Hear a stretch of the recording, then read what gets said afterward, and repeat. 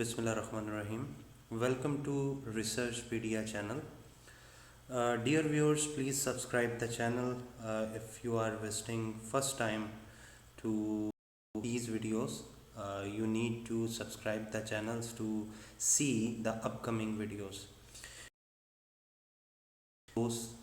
और जितने भी देखने वाले हैं वो कोशिश किया करें कि अगर सब्सक्राइब नहीं किया हुआ तो वो काइंडली चैनल पे सब्सक्राइब ज़रूर करें, क्योंकि एफर्ट इन वीडियोस को बनाने में और इस नॉलेज को एक्सपेंड करने लग रही है, उसको बहरहाल आप लोगों ने रिकॉर्ड जो है वो चैनल को सब्सक्राइब करके ही करना होता है।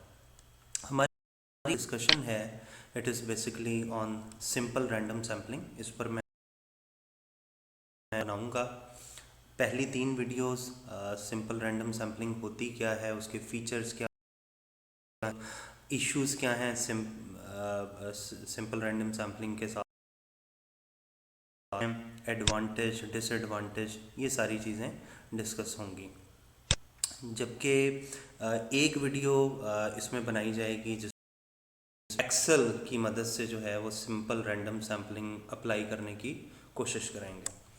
तो हमारे जो कंटेंट है, first content is meaning and definition of simple random sampling, second is feature of simple, third is example of using simple random sampling, fourth one is the issue face करना पड़ता है जब आप सिंपल रैंडम सैम्पलिंग अप्लाई करते हैं। उसके बाद कुछ प्री रिक्विजिट हैं, अगर आप सिंपल रैंडम सैम्पलिंग यूज़ करना चाह रहे हैं तो कुछ प्री रिक्विजिट्स हैं जो आपको पता होना चाहिए, और क्या स्टेप्स हैं जो सिंपल रैंडम सैम्पलिंग परफॉर्म करने के लिए हम अडॉप्ट करते हैं, और उसके बाद एडवांटेज हैं सिंपल रैंडम सैम्पलिंग अगर आप यूज़ करते हैं तो उसके क्या क्या एडवांटेजेस हैं, और इसी टेक्निक को अगर हम लें तो कुछ लिमिटेशन या डिसएडवांटेज भी होंगी। तो आते हैं हम अपनी पहली वीडियो के फर्स्ट पार्ट की तरफ कि सिंपल रैंडम सैम्पलिंग बेसिकली है। सिंपल रैंडम सैम्पलिंग का मतलब है कि आप जो सैंपल सेलेक्ट करेंगे या उसके जो एलिमेंट सैंपल के सिलेक्ट करेंगे, जिस पॉपुलेशन में से सिलेक्ट करेंगे उस पॉपुलेशन के तमाम एलिमेंट्स के पास इक्वल चांस होगा सिलेक्शन का।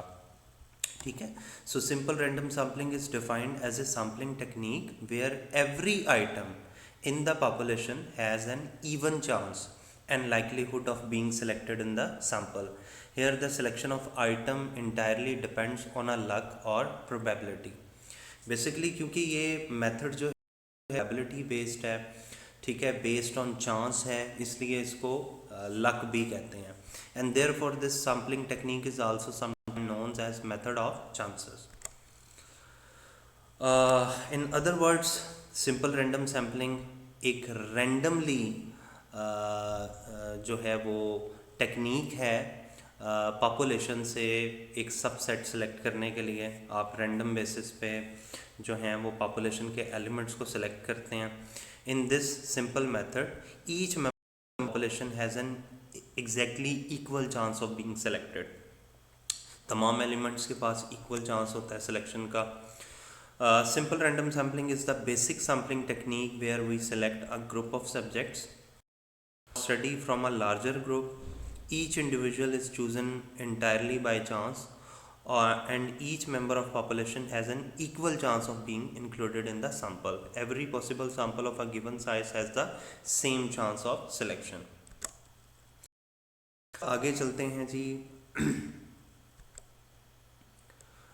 ये अगर आप पिक्चर पे गौर करें तो हम इसको पॉपुलेशन,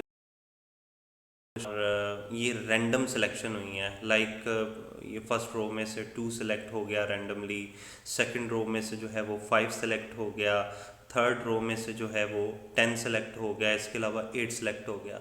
अब ये जो सिलेक्शन होती है ये basically based on random numbers होती है। इसके 3 तरीके हैं। पहला तरीका तो ये है कि जितने एलिमेंट्स हैं आपकी पॉपुलेशन के, आप उतनी पर्चियाँ बना लें, ठीक है, उन पर्चियों को एक बाउल में डालें, उस बाउल को अच्छी तरह हिलाएं और फिर उसमें से जितना आपका सैंपल साइज़ है उतनी पर्चियाँ उठा लें। फिर उन्हें ओपन करें तो आपके सामने रैंडम सिलेक्शन की बेस पे कुछ नंबर्स आ जाएंगे, वही बेसिकली आपके सैंपल के एलिमेंट्स हो जाएंगे। ठीक है, दूसरा तरीका ये होता है कि आप रैंडम नंबर्स का जो टेबल है ना वो आप यूज़ करके उसकी बेस पे भी सिलेक्शन कर सकते हैं। और तीसरा मेथड होता है एक्सेल की मदद से, जो कि मैं इसमें परफॉर्म करके दिखाऊंगा आपको कि किस तरह से। उसके लिए वीडियो नंबर 4 को लाजमी देखिएगा। तो वीडियो नंबर 4 में बेसिकली मैं बताऊंगा कि आप एक्सेल की मदद से किस तरह से रैंडम बेसिस पे सिलेक्शन करते हैं। उसके बाद इसके कुछ फीचर्स हैं जिनकी हमने डिस्कशन करनी है। Simple random sampling is where individual are chosen completely by chance from a population. ये इसका सबसे इम्पोर्टेंट और बेसिक फीचर है कि पॉपुलेशन के जितने भी एलिमेंट्स हैं उनको इक्वल चांस प्रोवाइड किया जाता है सिलेक्शन के हवाले से। ठीक है, सेकंड इसका फीचर है simple random sampling is the randomise selection of small segment of individual और members from a whole population. आपको कंप्लीट पॉपुलेशन जो है वो नहीं लेनी पड़ती, आपको पॉपुलेशन के तमाम एलिमेंट्स नहीं लेने पड़ते, आप स्मॉल सेगमेंट लेते हो। यहाँ पर स्मॉल सेगमेंट से मुराद सैम्पल साइज़ है।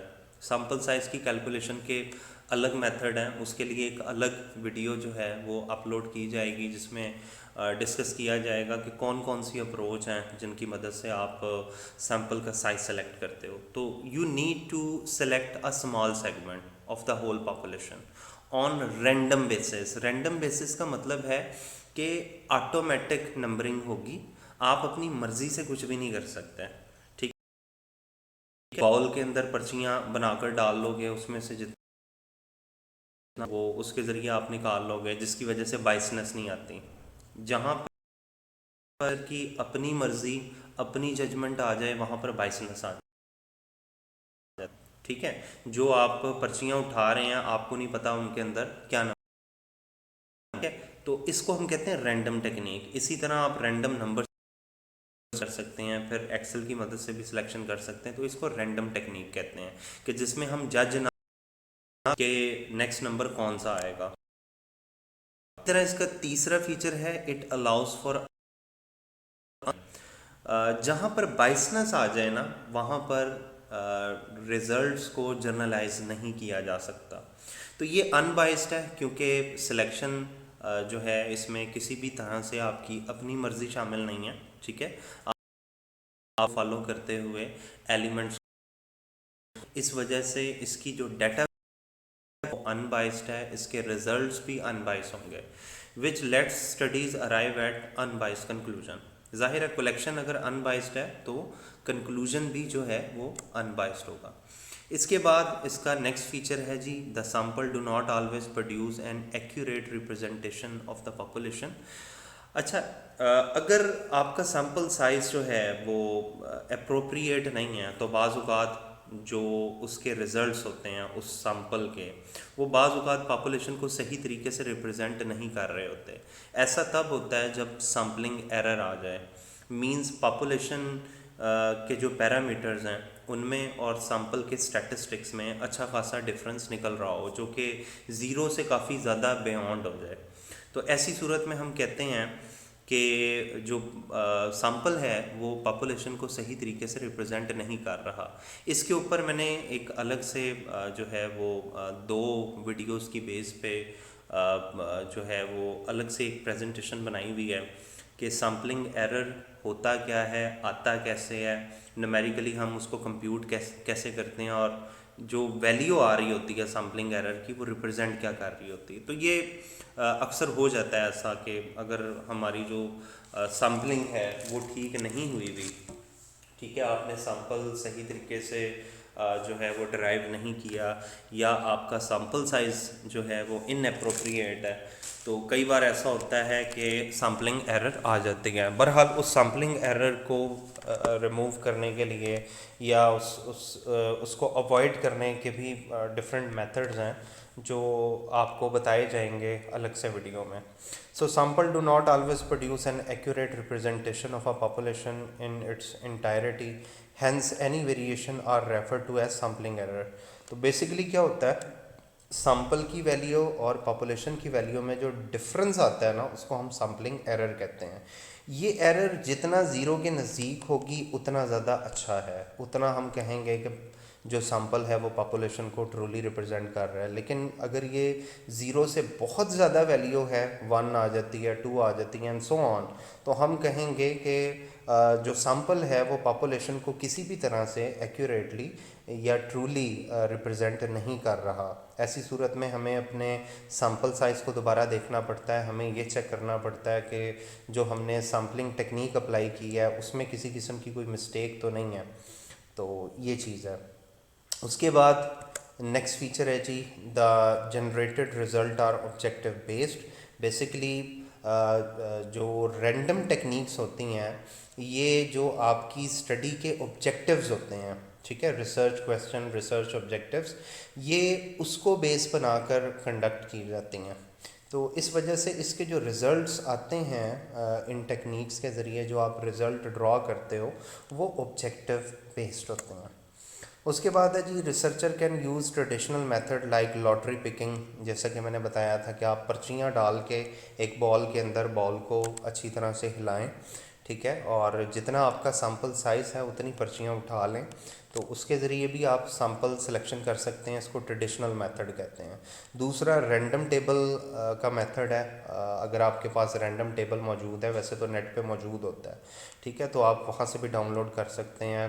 काफ़ी सारी टेक्स्ट बुक के अंदर भी रैंडम टेबल का रैंडम नंबर्स का टेबल मौजूद होता है वहाँ से भी आप उसको यूज़ कर सकते हैं। और इसके अलावा जो तीसरी लेटेस्ट टेक्निक है जो आजकल लोग और रिसर्चर इस्तेमाल करते हैं, वो एक्सेल का मेथड है, जो कि आज वीडियो नंबर 4 में आपको बताया भी जाएगा कि किस तरह से आप रैंडम नंबर्स जो हैं वो एक्सेल की मदद से कैसे जनरेट किए जाते हैं। उसके बाद नेक्स्ट इसका फीचर है जी, it only involves a single random selection. आपको एक ही दफ़ा रैंडम सिलेक्शन करनी पड़ती है, बार बार नहीं करनी पड़ती। बार बार करेंगे तो हर बार एलिमेंट चेंज होंगे, ठीक है, तो एक ही बार आप रैंडम सिलेक्शन करेंगे and requires little advance knowledge about the population.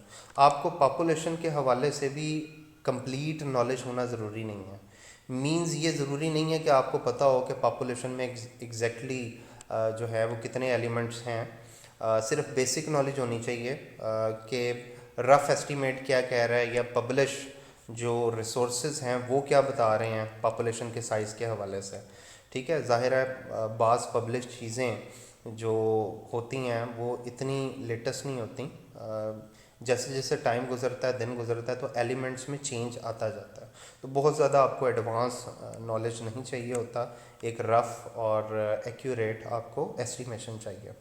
Any research performed on this sample should have high internal and external validity.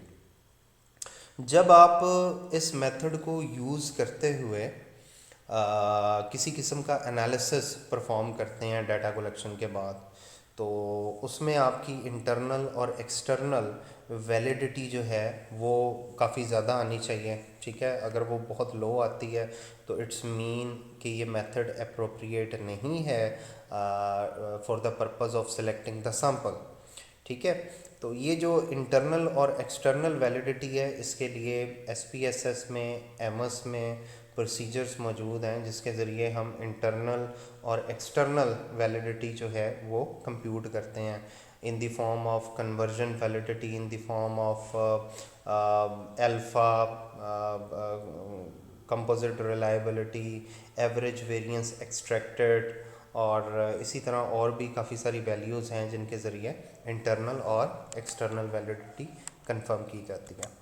तो ये बेसिकली वीडियो 1 से रेलेवेंट चीज़ें थीं। उम्मीद करता हूँ आपको बेसिक जो इसका कॉन्सेप्ट है वो आपको समझ आ गया होगा। मज़ीद वीडियोस के लिए चैनल को लाइक और सब्सक्राइब ज़रूर कीजिएगा ताकि आप आने वाली बाकी वीडियो से मुस्तफ़ीद हो सकें। और फर्दर प्रोसीडिंग के लिए मैं नेक्स्ट वीडियो की तरफ मूव करता हूँ। शुक्रिया।